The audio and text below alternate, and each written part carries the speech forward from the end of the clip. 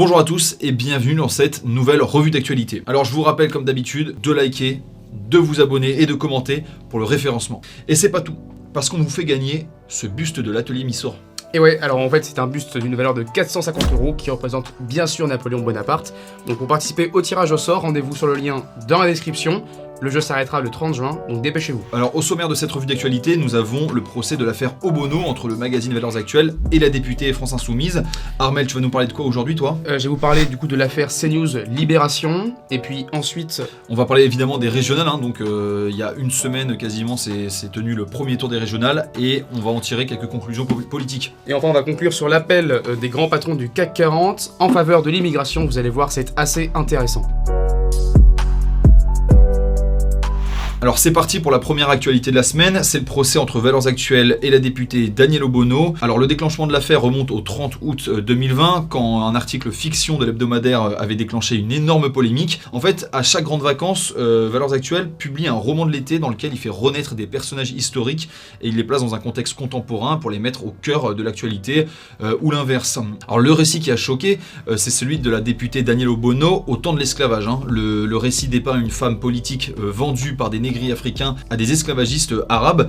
Alors l'idée du récit n'est pas d'humilier l'élu de la France Insoumise, mais plutôt en fait de montrer que l'esclavage n'était pas l'apanage des pays occidentaux, mais qu'il est une traite humaine pratiquée dans toutes les époques et sous toutes les latitudes, contrairement à ce que peuvent revendiquer les indigénistes. Alors le récit avait beaucoup choqué, et notamment les illustrations qui étaient très dures, et une procédure avait été enclenchée dès le lendemain de la polémique. Alors du coup toi, hier Baudouin, t'étais au procès, est-ce que tu peux nous expliquer comment ça s'est passé ?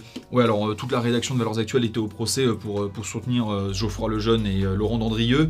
Il y avait aussi des cadors de la France Insoumise qui étaient venus soutenir évidemment Danielle Obono. Alors ça a été très long, ça a commencé à 13h30, ça a terminé après minuit. Alors ça a commencé avec les parties civiles qui ont interrogé longuement les trois prévenus, qui sont Laurent Dandrieux, Geoffroy Lejeune et Éric Monjalou, qui est le directeur des publications du groupe Valmonde. On a enchaîné ensuite avec l'ancien footballeur Lilian Thuram, qui était en fait le témoin des parties civiles, donc des associations antiracistes comme SOS Racisme, le MRAP et la Ligue des droits de l'homme. Puis ça a été au tour du témoin de Valeurs Actuelles, Philippe Val, l'ancien directeur de Charlie Hebdo, qui est venu défendre la liberté d'expression et le droit de la presse à la satire. Mais alors du coup concrètement, qu'est-ce que risque Valeurs Actuelles ? Alors selon les réquisitions du procureur, les trois prévenus encourent 1 500 € d'amende pour l'auteur de la fiction, pour le directeur de la rédaction Geoffroy Lejeune et pour le directeur de la publication de Valeurs Actuelles. Et par contre les parties civiles, elles, ont demandé des sommes beaucoup plus importantes, allant jusqu'à 45 000 € d'amende. Alors un autre procès, Armel, cette fois, mais un procès médiatique.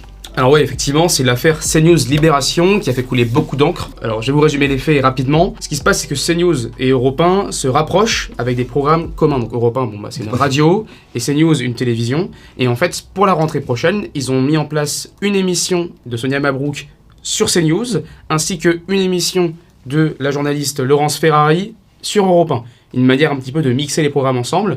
Et alors ce rapprochement, il a été assez mal perçu dans Europe 1.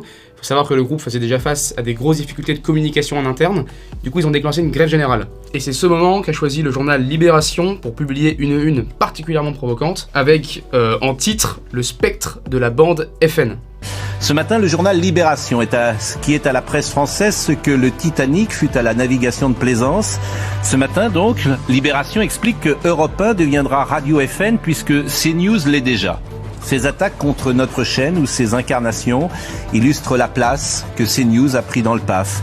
Une parole libre, un ton nouveau, des personnalités différentes, clivantes, diverses, qui nourrissent le débat contradictoire loin du politiquement correct, de l'esprit de chapelle ou du prêt-à-penser.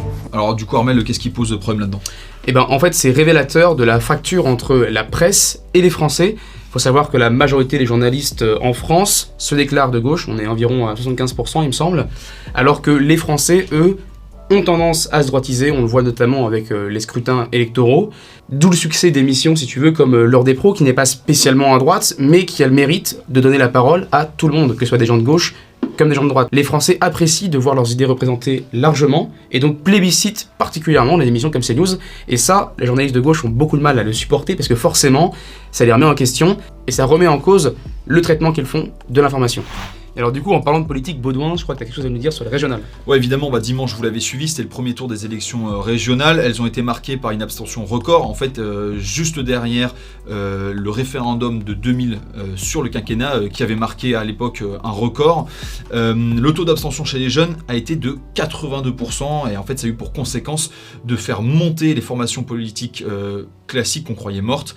Et en fait, elles sont revenues en force comme le Parti socialiste et les Républicains. Alors, ces deux partis qui ont fait la vie politique française des 40 dernières années, ont été en tête de toutes les régions, excepté la Normandie au bénéfice des centristes et la région PACA au bénéfice du RN. Et alors du coup, quelle est la nouveauté de ce scrutin en fait ? Et en fait, la nouveauté, c'est qu'on assiste à une volonté non seulement de faire barrage au Rassemblement national, comme cela va être le cas dans les Hauts-de-France où la liste écologiste s'est retirée, mais aussi contre la France insoumise. Ouais, mais les insoumis, justement, ce sont les plus républicains, donc pourquoi est-ce qu'on leur fait barrage ? Et en fait, c'est toujours bon à prendre pour le PS et ses anciens cadors Julien Drey, Jean-Christophe Cambadélis et Manuel Valls qui en profitent pour descendre la France insoumise, qui est concurrente du PS dans quelques régions.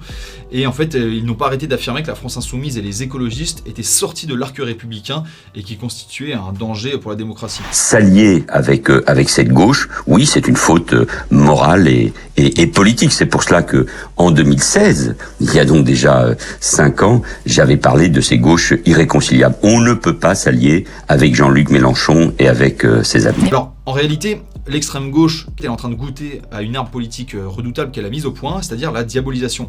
Aujourd'hui, pour ses liens avec l'islam politique, les groupuscules indigénistes, en fait, un large panel d'hommes politiques ne considère plus la France insoumise comme un parti républicain, à l'instar du Rassemblement national, qui est encore catégorisé comme étant à l'extrême droite. Et vous, en commentaire, dites-nous si vous êtes allé voter ou pas et expliquez-nous vos raisons. Et dernière actualité de la semaine, Armel, tu vas nous parler en fait de cet appel de plusieurs grandes entreprises à l'intégration des réfugiés dans les entreprises. Bon du coup c'est bon, tu viens de faire ma news. Et oui, effectivement, quatrième actualité de la semaine, c'est la tribune co-signée par une dizaine de grands patrons d'entreprises en faveur de l'immigration. Alors quand on dit entreprise, bien sûr, on parle pas de petites PME, mais d'énormes groupes, parmi lesquels on trouve par exemple L'Oréal, Michelin, Ikea ou encore BNP Paribas. Bon, quoi de neuf au programme de cet appel du coup ? Alors en réalité, rien de nouveau sous le soleil, puisque les signataires ont signé au nom d'un collectif qui s'appelle Refugees Are Talent, qui nous rappelle bien évidemment le discours de la gauche socialiste depuis 40 ans, à savoir la chance pour la France, la diversité est une richesse, etc. Alors, qu'est-ce qu'on peut en tirer du coup de cet appel du grand patronat ? Et ce qui est très marrant, c'est que en fait, ce soit les patrons du CAC, donc pas les plus grands anticapitalistes du monde a priori, qui recyclent ce vieux discours socialiste.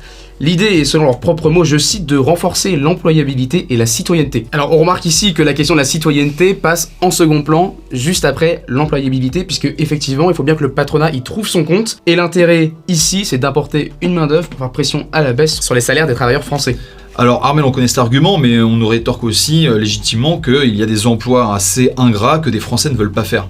Alors en fait, le problème, c'est pas tant l'emploi en lui-même que sa rémunération en fait, puisque c'est des emplois qui sont sous-payés, et donc les Français naturellement refusent de les faire pour un salaire aussi faible.